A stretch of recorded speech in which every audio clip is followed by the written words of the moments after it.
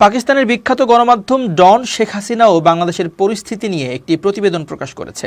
প্রতিবেদনটি চেঞ্জ টিভির দর্শকদের উদ্দেশ্যে তুলে ধরা হলো।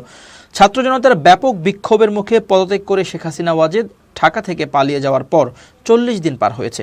এ সময়ের মধ্যে ছাত্র নেতৃত্বাধীন বিক্ষোভের ওপর হাসিনা সরকারের সহিংস দমন পীড়নের প্রভাব থেকে বাংলাদেশ ধীরে ধীরে বের হয়ে আসার চেষ্টা করছে। ছাত্র জনতার উপর দমন পীড়নে 1000-এরও বেশি মানুষের প্রাণ গেছে বলে জানা গেছে। আয়রন লেডি হিসেবে নিজের ভাবমূর্তি গড়ে তোলা শেখ হাসিনা কেন এত দ্রুত ক্ষমতায় তার দখল হারালেন এবং সেই সঙ্গে বাংলাদেশের পরিবর্তনের ধরনও বুঝতে আগ্রহী বৈশ্বিক বুদ্ধিজীবী সম্প্রদায়। 2009 সাল থেকে হাসিনা স্বৈরাচারের মতো বাংলাদেশকে শাসন করেছেন। একই সঙ্গে তিনি নির্মমভাবে সমস্ত বিরোধী দলকে চূর্ণ বিচূর্ণ করেছেন। তিনি তার বাবা শেখ মুজিবুর রহমানের ব্যক্তিত্বকে ঘিরে একটি ধর্ম গড়ে তুলেছিলেন। তবে হাসিনার ক্ষমতাচ্যুতি, তার অধীনে বহুদলীয় গণতন্ত্রের অবক্ষয় এবং একদলীয় শাসন চাপানোর প্রচেষ্টা নিয়ে বাংলাদেশে যে ব্যাপক উদ্বেগ রয়েছে সেটিকে শান্ত করেছে। বাংলাদেশে এটি অবশ্য জনগণের মুহূর্ত।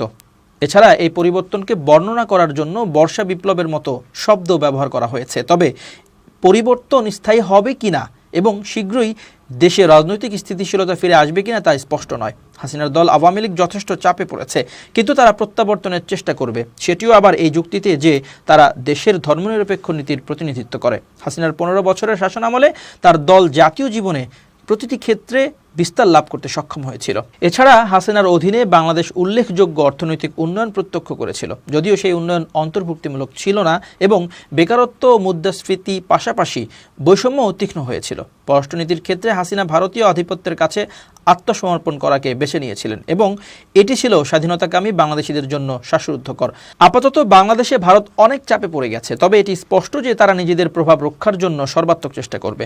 বাংলাদেশের সঙ্গে 4000 কিলোমিটার দীর্ঘ সীমান্ত এবং ভারতের উত্তর পূর্ব রাজ্যগুলোতে সক্রিয় বিদ্রোহের পরিপ্রেক্ষিতে বর্তমানে ভারতের গুরুত্বপূর্ণ স্বার্থ হলো সীমান্ত নিরাপত্তা। যাই হোক, ভারতের নেতাদের জন্য তাৎক্ষণিক চ্যালেঞ্জ হলো কিভাবে তাদের দেশে তারা হাসিনার উপস্থিতি সামলাবেন।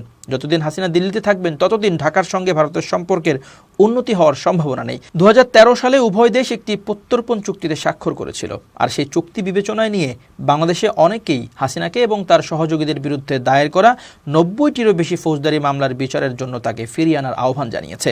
অন্যদিকে যে আখ্যান বা বয়ানটি বাংলাদেশে পরিবর্তন এনেছে, ভারত সেটির অপব্যাখ্যা বা কারসাজি করে নিজের কাজে লাগানোর চেষ্টা করছে। ভারতীয় গবেষক এবং দেশটির মিডিয়া এমন এক বর্ণনার দিকে অগ্রসর হচ্ছে যেখানে বলা হচ্ছে রাজনৈতিক এই পট পরিবর্তনটি বাংলাদেশকে মুসলিম মৌলবাদের দিকে ধাবিত করবে এবং বাংলাদেশের হিন্দুদের উপর হামলা করা হচ্ছে। যদিও বিবিসির সংবাদ অনুসারে এসব হামলার খবর বেশিরভাগই ছিল গুজব। হাস্যকরভাবে ভারতেই ধর্মীয় নিপীড়ন উদ্বেগজনক মাত্রায় বেড়েছে। এছাড়া বাংলাদেশের এই পরিবর্তনে বিদেশি শক্তির সম্ভাব্য সম্পৃক্ততাকে মরিয়াভাবে তুলে ধরেছে ভারত। যদিও বাংলাদেশে এই পরিবর্তন সম্পূর্ণ দেশীয় বলেই মনে হচ্ছে। শেখ হাসিনার অত্যাচারের বিরুদ্ধে দাঁড়ানো ছাত্রদের আত্মত্যাগের মাধ্যমে যে পরিবর্তন এসেছে তাকে অসম্মান করাই মূলত ভারতের উদ্দেশ্য। এদিকে অধ্যাপক ডক্টর মোহাম্মদ ইউনূসের নেতৃত্বাধীন অন্তর্বর্তী সরকার রাজনৈতিক পরিবেশ স্থিতিশীল করতে এবং অর্থনীতিকে পুনরুদ্ধার করতে সংগ্রাম করেছে। মূলত হাসিনার বিরুদ্ধে বিক্ষোভ শুরু হওয়ার আগে থেকেই অর্থনীতি অনেকটাই ধীর হয়ে গিয়েছিল। এছাড়া কয়েক সপ্তাহব্যাপী বিক্ষোভের কারণে বাংলাদেশের পোশাক শিল্প বিশেষভাবে ক্ষতিগ্রস্ত হয়েছে। সরকার অর্থনীতির পুনঃকৌশলীকরণ এবং ন্যায়সঙ্গত টেকসই উন্নয়নের জন্য সম্পদ সংগ্রহ নামে একটি টাস্ক ফোর্স গঠন করেছে। রাজনৈতিকভাবে এমন পরিস্থিতির নিরাময় প্রয়োজন। নির্বাচনের আগে বিচার বিভাগ, পুলিশ ও নির্বাচন কমিশনকে মৌলিক সংস্কার চায় ছাত্র নেতৃত্ব। আর এতে দেখা যাচ্ছে নির্বাচন কিছু সময়ের জন্য বিলম্বিত হতে পারে। আঞ্চলিক পরিস্থিতির জন্য ডক্টর মোহাম্মদ ইউনূস সার্ককে পুনরুজ্জীবিত করার প্রয়োজনীয়তার উপর জোর দিয়েছেন, যা 1985 সালে ঢাকায় প্রতিষ্ঠিত হয়েছিল। তিনি চান বাংলাদেশ আসিয়ানের সদস্য হবে এবং তারপরে সার্ক ও আসিয়ানের মধ্যে সেতুবন্ধন হিসেবে কাজ করবে।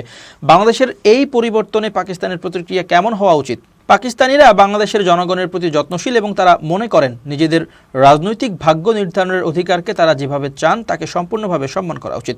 যাই হোক, পাকিস্তান এই বাস্তবতা থেকে সন্তুষ্ট হতে পারে। হাসিনার মিথ্যা দোষারোপ করতে পারবে না বা 71-এর দুঃখজনক ঘটনাকে নিয়ে কোনো কারসাজিও করতে পারবে না। এছাড়া পাকিস্তানের বিরুদ্ধে বিষাক্ত প্রোপাগান্ডাও এবার বন্ধ হতে পারে। হাসিনার ক্ষমতাচ্যুতি পাকিস্তান ও বাংলাদেশের জন্য দ্বিপাক্ষিক সম্পর্ক পুনঃস্থাপনের সুবর্ণ সুযোগ এনে দিয়েছে। যাই হোক, পাকিস্তানের অবশ্যই বাস্তবসম্মত প্রত্যাশা থাকতে হবে যে নতুন অন্তর্বর্তী সরকার এমন সময়ে কি করতে পারে যখন তারা অভ্যন্তরীণভাবে বেশ কিছু বিষয় ঠিক করার চেষ্টা করছে। সম্প্রতি বাংলাদেশের পূর্বাঞ্চলে আঘাত হানা ভয়াবহ বন্যার মুখে বাংলাদেশের জনগণের সাথে একাত্মতা প্রকাশ করে পাকিস্তান ভালো কাজ করেছে। দুই দেশ জনগণের মধ্যে যোগাযোগ এবং যুব বিনিময়কে উৎসাহিত করতে পারে, যা হাসিনা বন্ধ করে দিয়েছিলেন। এছাড়া বাস্তবসম্মত প্রত্যাশার সাথে পরিমাপিত গতিতে একে অপরের দিকে এগিয়ে যাওয়াই হবে উভয় দেশের পক্ষে উপযুক্ত।